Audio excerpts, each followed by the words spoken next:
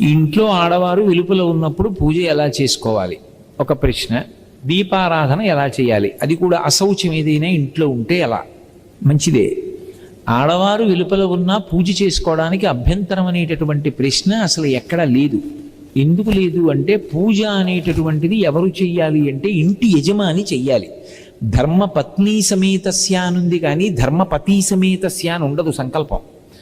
అంటే దాని అర్థం ఎవరు చెయ్యాలని? యజమాని చెయ్యాలి.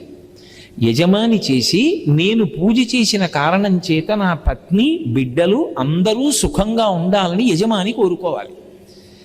కాబట్టి ఇప్పుడు ఇల్లాలు వెలుపల ఉంటే ఇంట్లో పూజ చేయడానికి అభ్యంతరం ఎక్కడుంది? అభ్యంతరం ఏం లేదు. ఆవిడ వెలుపల ఉంటే ఆవిడ కాదు కదా పూజ చేసేది, మీరు చేసుకోవచ్చు. ఒకవేళ ఆవిడ వెలుపల ఉందండి, పిల్లలు చిన్నవాళ్ళు, వాళ్ళ బాగోగులు చూడాలి, వాళ్ళకి వేళకి పలహారం పెట్టాలి, ఏదో పాలు కాచి ఇవ్వాలి, అటు అది ఇది కూడా కష్టం అనుకుంటే, నేను ఇందాక చెప్పాగా లఘువు చేసుకోండి. ఈశ్వర ఈ 3 రోజులో 4 రోజులో లఘువుగా చేస్తాను పూజ. ఎందుకని అంటే కుటుంబ నిర్వహణ యందు సమయం కొంచెం ఎక్కువ కావలసి వచ్చింది, అందుకని తక్కువ పూజ చేస్తున్నాను, దీన్ని పూర్ణం చేసి నన్ను అనుగ్రహించు అనండి, ఏమీ దోషం రాదు. ఇక ఆమె వెలుపల ఉంటే దీపం పెట్టడానికి అభ్యంతరం ఏముంది? పూజలో అంతర్భాగం దీపం పెట్టడం, పూజ చేయొచ్చు అని నేను చెప్తుంటే దీపం పెట్టడానికి అభ్యంతరం ఏముంది? అభ్యంతరం లేదు. నేను ఇవన్నీ దేన్ని ఆధారం చేసి చెప్తున్నానంటే, ఆవిడ వెలుపల ఉన్నారు అంటే ఆవిడ వేరే కూర్చున్నారు అన్న భావన దృష్టిలో పెట్టుకు చెప్తున్నాను. అలాగే దీపం పెట్టడము అన్న మాట మీద అనేక మంది ప్రశ్న వేశారు. అందులో అన్నీ కలిపి సంగ్రహంగా నేను ఒక మాట చెప్తున్నా, దీపం ఎలా పెట్టాలి అని. దీపం ఎలా పెట్టాలి అన్నది దీపం పెట్టే మంత్రంలో ఉంది. సాధ్యం త్రివర్తి సంయుక్తం, 3 ఒత్తులు వేయాలి పూజ చేసినప్పుడు, 3 జ్యోతులు వెలుగుతూ ఉండాలి పూజ జరుగుతూ ఉండగా. ఇండ్లు వృద్ధిలోకి రావాలి అని యజమాని కోరుకుంటాడు కాబట్టి ఆ 3 జ్యోతులు తూర్పు ముఖంగా వెలుగుతూ ఉండాలి, ఇంకొక ముఖాన్ని చూడకూడదు, తూర్పు ముఖంగా వెలగాలి. 3 జ్యోతులు వెలుగుతున్నప్పుడు దీపం వెలిగించగానే అది మంగళ దీపం, అది ఈశ్వర స్వరూపం. బ్రహ్మ విష్ణు మహేశ్వరుడు ఆ దీపాలుగా ఉన్నారు, త్రిమూర్తి ఆత్మకం. ఇక వాళ్ళు 3 తప్ప వేరొకటి లేదు లోకంలో. కాబట్టి అటువంటి దీపపు సమ్మె ఏది ఉందో దాని మీద పసుపు కానీ కుంకం కానీ అక్షతలు కానీ పువ్వు కానీ ఉంచాలి. ఎందుచేత అంటే మంగళ దీపం అంటాం. మంగళ దీపము ఉంటుంది, అమంగళ దీపం అని ఒకటి ఉంటుంది. నేను దాని గురించి ప్రత్యేకంగా చెప్పక్కర్లా. ఎవరైనా వెళ్ళిపోయారనుకోండి, పార్థివ శరీరం ఒక్కటే ఉండకూడదు, అందులో జ్యోతి వెళ్ళిపోయింది. అందుకే ఏం చేస్తారంటే పడుకోబెట్టి తలకట్టున ఓ దీపం పెడతారు, దానికి మట్టి మీద పసుపు కుంకాలు వేయరు, అది అమంగళ దీపం.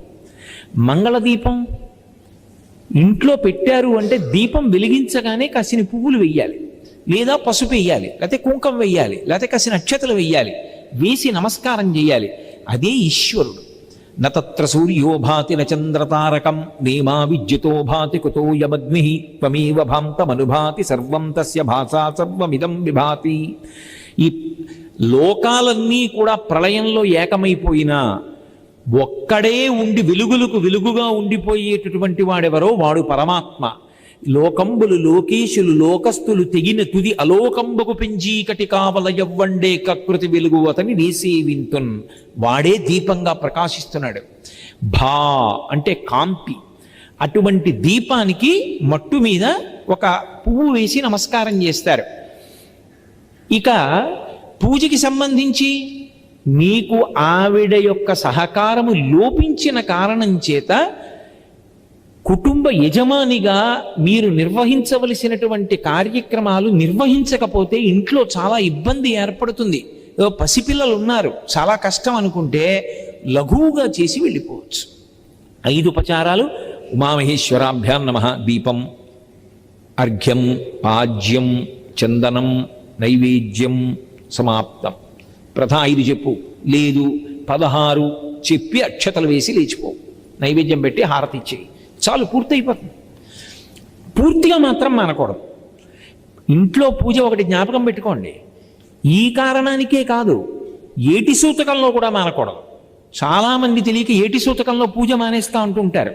నిత్య పూజ మానకూడదు, కానీ పీటల మీద కూర్చుని నోములు వ్రతాలు చేయకూడదు, కొండల మీదకి వెళ్ళకూడదు, వెంకటాచలం లాంటి క్షేత్రాలకి వెళ్ళకూడదు. తప్ప ఏటి సూతకంలో ఉన్నంతకాలం ఇంట్లో నిత్య పూజ చేసుకోవడానికి ఏ అభ్యంతరము లేదు, చేసి తీరాలి కూడా. కాబట్టి ఆ పూజకి ఏ విధమైన దోషము రాదు. ఆవు నీతితో పెట్టడం పరమశ్రేష్టం. ఎందుచేత అంటే దానికి ఒక కారణం ఉంది. ఆవు నీతితో వెలుగుతున్న దీపం కానీ, నువ్వుల నూనెలో వెలుగుతున్న దీపం మించి కానీ పొగ వచ్చినప్పుడు ఆ పొగ పూజ చేసుకుంటూ లోపలికి వెళ్ళిందనుకోండి, యమధర్మరాజు గారు ప్రీతి చెందుతాడు, శనీశ్వరుడు ప్రీతి చెందుతాడు. శనీశ్వరుడు హృదయ కవాటానికి అధిపతి. ఆయన గుండె కొట్టుకోవాలా కొట్టుకోకూడదా ఆయన నిర్ణయం చేస్తుంటాడు. ఇప్పుడు ఆ దీపపు పొగ వాసన చూస్తున్నాడు అనుకోండి, హృదయ కవాటం మీద అనుగ్రహం ఉంటుంది, ఈశ్వర కటాక్షం ఉండి గుండె కొట్టుకుంటుందంటే ఆరోగ్యంతో ఉంటాడు. మీరు నమ్మండి నమ్మపోండి, ఈ మధ్య ఒక ఆవిడికి కాకినాడలో గుండె కొట్టుకోవడంలో తేడా వచ్చింది. ఎంత వేగంతో కొట్టుకోవాలో కండరాలు అంత వేగంగా కదలటం లేదు, ఎక్కువ కదలకూడదు, చాలా జాగ్రత్తగా ఉండాలని చెప్పారు. ఆవిడ కొంతకాలం నువ్వుల నూనె దీపం పెట్టి దాని మించి వస్తున్నటువంటి పొగని ఏ పూజ చేయకుండా, భర్త గారు పూజ చేసి వెళ్ళిపోయాక పొగని వాసన చూస్తూ కళ్ళు మూసుకొని ధ్యానం చేస్తూ కూర్చునేది.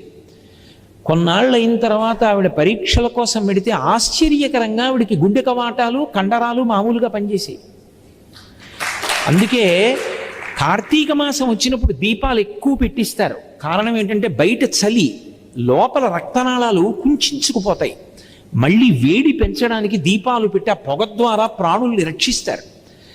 అందుకే కార్తీక పౌర్ణమి నాడు జ్వాలాతోరణం, అన్ని దీపాలు వెలిగిస్తారు. ఎక్కడ చూసినా దీపపు కాంతి పడితే చాలు మిగిలిన ప్రాణులన్నీ అభ్యున్నతి పొందుతాయి. కాబట్టి అసలు ఒక శ్లోకం ఉంది, కీటాపతంగాహమశకాశ్చ విప్రాహ జలే స్థలే ఏ నివసంతి జీవాః దృష్ట్వా ప్రదీపం నచ జన్మభాగినః భవంతి త్వం శపచాహి విప్రాహ. ఆ శ్లోకం చెప్పకుండా కార్తీక పౌర్ణమి నాడు దీపం పెట్టకూడదు, అది చెప్పి దీపం పెట్టాలి అసలు సంధ్య వేళలో. కాబట్టి దీపం అనేటటువంటిది పెట్టడం మన అభ్యున్నతి కొరకు. ఇంట దీపం వెలుగుతోందంటారు అంటే ఇల్లు మంగళప్రదంగా ఉంది అని గుర్తు, ఇల్లు శోభనాలకి శుభాలకి ఆలవాలంగా ఉంది అని గుర్తు. ఆ ఇంట్లో ఊరికి దూరం అంటే ఎవరు ఉండరు, కనీసం దీపం పెట్టడం కోసం ఎవరికో ఇచ్చారంటారు. ఇంట దీపం లేకుండా ఎన్ని రోజులు ఉంటుందో ఇల్లు అంత అమంగళకరం. నేను అందుకే పూర్వం ఒక ఆచారం ఉండేది, ఎవరైనా తాళం వేసి ఊరెడుతున్నాడు అనుకోండి, ఇంటి పురోహితుడికి తాళం చెవి ఇచ్చి వెళ్ళేవారు. ఆయన వచ్చి దీపం పెట్టి బెల్లంగడ్డ నైవేద్యం పెట్టి వెళ్ళాలి. ఇంట్లో పరమేశ్వరుడు ఉన్నాడు, సింహాసనంలో ఆయన ఉన్నాడు, తాళం వేసి వెళ్ళిపోతే ఆయనకి అన్నం, ఆ భావన ఉంటే ఆయన ఉన్నాడని గుర్తు. పర్వాలేదండి ఆయనకి లోటు ఏమిటంటే ఆయనే నాకు పెడతాడంటే ఇంకేం పరమేశ్వరుడు. అందుకే బెల్లం ముక్క నైవేద్యం పెట్టి దీపం పెట్టి వెళ్ళేవారు. ఒకవేళ అలా ఏ కారణం చేతనైనా ఇంటి పురోహితుడు వచ్చి కూడా దీపం పెట్టకుండా ఇల్లు సంవత్సరంలో కొన్ని రోజులు తాళం వేసి ఉన్న కారణం చేత అమంగళకరమైనటువంటి స్థితి యజమానికి కలగకుండా దోషాల నివారణ కావాలంటే దానికి శాస్త్రంలో మినహాయింపు కార్తీక పౌర్ణమి నాడు గుత్తి దీపం. 365 ఒత్తులు గుత్తి చేసి నేతిలో ఉంచి దీపం వెలిగిస్తారు. 365 రోజులు మా ఇంట్లో దీపం పెట్టని దోషం ఏదన్నా ఉంటే తొలగుగాక. దీపానికి అంత ప్రాధాన్యత ఉంది, ఇంట దీపం వెలగాలి. కాబట్టి ఆవిడ సహకారాన్ని బట్టి, ఆవిడ లేకపోతే ఇంట్లో చిన్నపిల్లలు ఉన్నారు పెద్దవాళ్ళు అనుకున్నారు ఉంటే సంగ్రహంగా చేయొచ్చు. దీపం పెట్టడానికి అభ్యంతరం అసలు ఎప్పుడూ లేదు. నేను మీ ప్రశ్నకి సమగ్రంగా జవాబు ఇచ్చాను అనుకుంటున్నాను. భార్య జీవితంలో ఆనందపడిపోయేది ఎప్పుడండి? నా అదృష్టమైన విల్లాలవడం అన్నాడు అనుకోండి, ఏ మహానుభావుడు అన్నాడో గాని, మొగడు విచ్చిన చాలా కాపురంలోన మొగలి పూల గాలి బుచ్చాలవాన. మంచి మాట ఎక్కడ చెప్తే తప్పేముంది? అదే నా కర్మ నా కర్మ అని 10 మాటలు అంటున్నాడు అనుకోండి, పాపం ఆవిడికి ఎంత ఖేదంగా ఉంటుంది. ఆయన మనసు నా వలన సంతోషాన్ని పొందలేదు, ఆయనకి తగిన దానను నేను కానన్న భావన ఆయనకు ఉంది, ఏమి నా వలన ప్రయోజనం అని ఎంతో దుఃఖపడుతుంది. ఆమె నీ అమాయకత్వమే నాకు ఇష్టమే, నీకున్నటువంటి ఈ బలహీనత ఏది ఉందో అదే నాకు నువ్వంటే ఇష్టం అవడానికి కారణమే అన్నాడు అనుకోండి, ఆమె పొంగిపోతుంది. లోపాన్ని కూడా ప్రేమకి కారణంగా చూడడం భర్త యొక్క లక్షణం కావాలి. నాకు 4 బిడ్డలు ఉన్నారనుకోండి, అందులో ఒక బిడ్డకి ఏదో ఒక్క కన్నే బాగా కనపడుతుంది అనుకోండి, రెండవ కన్ను బాగా కనపడదు. నాకు ఆ బిడ్డ మీదే ఎక్కువ మమకారం ఉంటుంది. పాపం ఏమిటో ఒక్క కన్నే, రెండవ కన్ను కనపడదు. అయ్యో వీడికి ఒక్క కన్నే కనపడుతుంది, రెండో కన్ను కనపడదు, వీడు దుడుకుతనంతో రెండో కన్ను ఏమైనా చేసుకుంటాడేమో అని ఎప్పుడు భగవంతుడిని, స్వామి ఆ కన్ను వీడిది రక్షించు, వీడి జీవితం బాగుండేట్టు చూడు, ఆ కన్నుకు రుగ్మత రాకుండా చూడంటాను. నా బిడ్డ అయినందుకు నా బిడ్డ యొక్క బలహీనత వాణ్ణి ప్రేమించడానికి కారణమైంది. భర్త దృష్టిలో భార్య కూడా అలాగే ఉండాలి, భార్య దృష్టిలో భర్త అలాగే ఉండాలి. ఒకప్పుడు కామకోటి పీఠాధిపతులు చంద్రశేఖరేంద్ర సరస్వతి మహాస్వామి వారి దగ్గరికి ఓ ఇల్లాలు వచ్చింది. ఏమమ్మా అన్నారు. అందరూ వెళ్ళిపోయాక చెప్తానండి. పక్కకుండన్నారు. అందరూ వెళ్ళిపోయాక పిలిచారు. ఏమి చెప్పాలనుకుంటున్నావు? నా చేతిలో మా ఆయన వెళ్ళిపోయేటట్టుగా అనుగ్రహించండి. తీర్థం ఇస్తున్న ఆయన ఉద్ధరణ గిన్నెలో పడేసి రెండు చేతులు వెనక్కి పెట్టి అలా ఉండిపోయారు. ఉండిపోయి తీర్థం ఇచ్చి తథాస్తు. పక్కన అంతేవాసులు తెల్లబోయారు. ఇది సంప్రదాయ విరుద్ధం. ఏ స్త్రీ అలా అడగదు. ఆయన చేతిలో నేను వెళ్ళిపోవాలని అడుగుతుంది. ఈమె నా చేతిలో ఆయన వెళ్ళిపోవాలని అడిగింది. మీరు హతాశులై రెండు చేతులు వెనక్కి పెట్టి కొంచెం సేపు ఆలోచించి తీర్థం ఇచ్చి తథాస్తు అన్నారే, ఎందుకు ఆశీర్వచనం చేశారు సంప్రదాయ విరుద్ధంగా అని అడిగారు. ఆయన అన్నారు, నేను అంతర్ముఖత్వంతో చూశాను. చాలా అమాయకుడు ఆ భర్త, రోగిష్ఠి, ఏమి తెలియదు, బ్రతకలేడు. ఆమె ఉంది కాబట్టి పసిబిడ్డని సాకినట్టు సాకి కాపాడుతోంది. ఈ మధ్య ఆమె ఆరోగ్యం అంత బాగుండట్లా, నాకేమైనా అయితే ఆయన ఏమైపోతాడో అని బెంగ. అందుకని నా కళ్ళ ముందు ఆయన వెళ్ళిపోతే తర్వాత సంతోషంగా వెళ్ళిపోతానని అడిగింది. ఆమెకి ఎంత ప్రేమ అయితే అలా అడిగింది. అందుకే హతాశుడనై ఆలోచించి ఆమె అడగడంలో నిజాయితీ పరమ ప్రేమ ఉన్నాయని అనుగ్రహించి తీర్థం ఇచ్చానన్నారు. అది భార్యాభర్తలంటే, అది దాంపత్యం అంటే.